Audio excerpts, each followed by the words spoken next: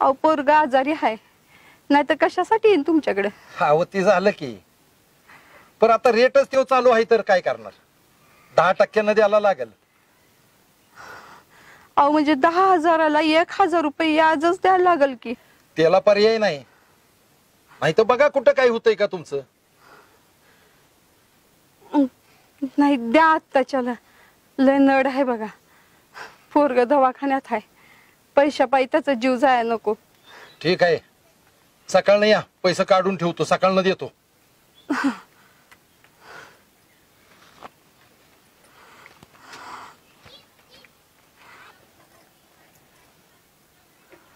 पोरगा आजारी हे मान्य, पण 10% कधी फिटायचं?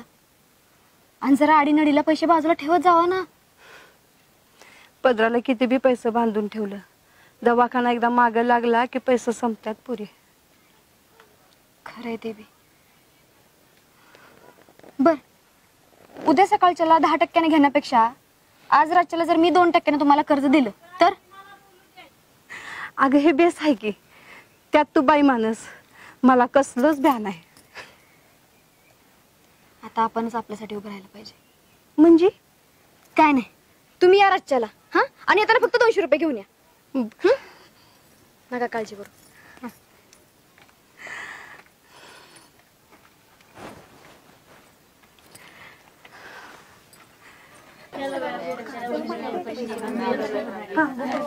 माधुरी, अगं तू कशाला सगळ्यांनी पैसे घेऊन बोलवले ते तरी सांग. काय बचत गट काढायचा विचार आहे का काय तुझा? एकदम बरोबर मावशी. म्हणजे बघा, एखादीचा नवरा कमवत नाही आणि एखादीचा नवरा कमवलेला घरात ठेवत नाही. मग आत्या, आपल्यालाच ह्याच्या त्याच्या पुढे हात पसरायला लागतात, बरोबर आहे? बर, आपल्यातल्या सगळ्याच बायका काबाड कष्ट करतात आणि एक एक पैसा जमा करतात, पण मला सांगा, कधी एखादी मोठी रक्कम हाताला घावती का? कधीच नाही घावत. कारण जेवढा पैसा येतो तेवढा खर्च होतो, बरोबर आहे? मग आपले पैसे साठले पाहिजेत आणि साठलेले पैसे आपल्याच कामाला आले पाहिजेत. म्हणून मी नवलाई देवी महिला बचत गट स्थापन करते. अगं ही तर एकदम आनंदाची गोष्ट आहे की. आणि 200 कशाला? 500 जमा करतील की सगळ्या? काय ग, जमतील ना 500? आणि हे बघ, 500 काय महिन्याला जास्त आहेत वय? होय की, काय जड आहे नाही, देऊ की सगळ्या मिळून. पण ते पैसे कसं आणि केव्हा मिळायचं? हे बघा, मी सांगते, आपण काय करायचं, सगळ्यांनी पैसे एकत्र जमा करायचे आणि जिला गरज आहे तिला ते पैसे कर्जानं द्यायचं आणि तिनं त्याचं याच भरायचं. कसं? आणि ते बी 2%. म्हणजे सांगते, 100ला 2 रुपये आणि 1000ला 20 रुपये. नीट सांगते, आता आपण एखादीला कर्ज दिलं तर ती कर्ज तिनं व्याजासकट माघारी करायचं. हा, ती व्याजाची रक्कम आपल्याकडे साठली की नाही म्हणले तरी आपण एकत्र तिघींना कर्ज देऊ शकतो. हा, मग त्या कर्जातनं त्या व्याजाची रक्कम जी आपल्याकडे साठल ती आपण सगळ्यांनी मिळून वाटून घ्यायची. म्हणजे आता जे आपण 500 रुपये भरतोय का नाही, त्या 500चं वार्षिक नाही म्हणलं तरी 12,000 रुपये तर प्रत्येकीला. हाय का नाही चांगलं? हे बेस्ट आहे बघ. म्हणजे ऐकलं बी होतं, पण म्हटलं पैसे बुडायचं काय हाय का काय कसलं? पैसे बुडायचा काय संबंधच येत नाही ना राधा वहिनी. आणि आपण जामीन म्हणून 2 बायकांच्या सह्या घेणार आहे. हाय का बाया? आणि तिनं नाही दिलं म्हणजे होयाचं भांडण. मग आपण बी जपायचं तसं आणि द्यायचं टायमाला परत. आणि ज्याला द्यायला जमत असेल ना त्यानंच घ्यायचं. महिन्यात नाही एक दिवस काय बी करून पैसे तेवढं भरायचं. हा, आणि तरी बी एखादीने बुडवलं नवरा काढेल की घराबाहेर. हाय का हिज? राधा वहिनी, इकीचा बी 1 बी रुपया बुडणार नाही ह्याची गॅरंटी मी घेते. बस का? आता काय पाहिजे अजून? हो, मग आता तू मोर आहेस म्हणल्यावर भ्यायचं काय त्यात? आणि आपल्या भल्यासाठीच आहे ना ही. मग चला, माझंच नाव घ्या आणि घ्या माझं 500 रुपये दे. माझं लिहिते मी आणि नाव लिहा. नर्मदा जयवंत घोरपडे आणि पुढे 500 लिहू. 500 जमा आणि हे घे माझी 500 आणि लिहि नाव राधा पवार. राधा पवार? राधे मधलं ग?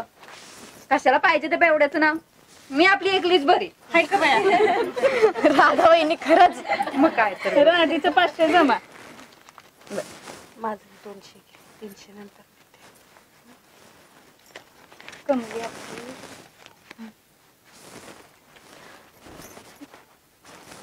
जरा माझं या.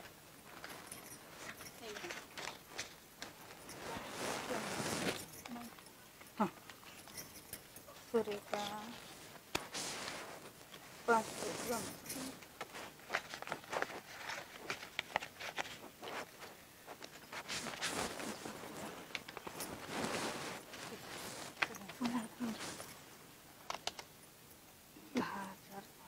बर 10,500 जमा.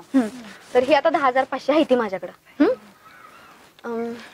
बर लहान तोंडी मोठा घास घेते, पण आपल्या सगळ्यांनाच माहितीये की कमली आत्याचं पोरगा आता दवाखान्यात ऍडमिट आहे. मग मला वाटते की ह्या पैशांची सगळ्यात जास्त गरज तिला आहे. आपण ही पैसे व्याजानं कमली आत्याला देऊ, म्हणजे असं मला वाटतंय. तुम्हाला बघा काय वाटतंय तसं करू आपण. नाही बाई अगं दे की मग. तिचं पोरग जगायला पाहिजे, तिला आता गरज आहे त्याची. आणि तिनं याजाचं पैसे नाही दिलं तर मी भरते. बर आत्या पैसे तुम्हाला दिले, लिहिते मी इथं. 10,500 दिले.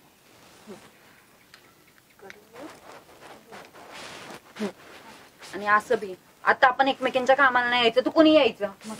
खरं तुम्ही कुणी काय बी करू नका. जेवढी मी उचल घेतली त्याचं मी काय बी करून याच भरी. कमली असते. आत्या अगं 10% घेत होती, 2% काय अवघड आहे हो मला.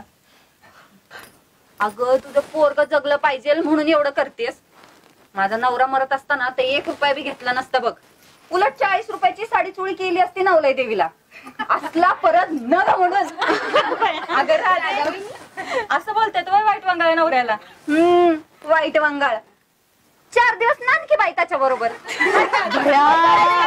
खरंच मग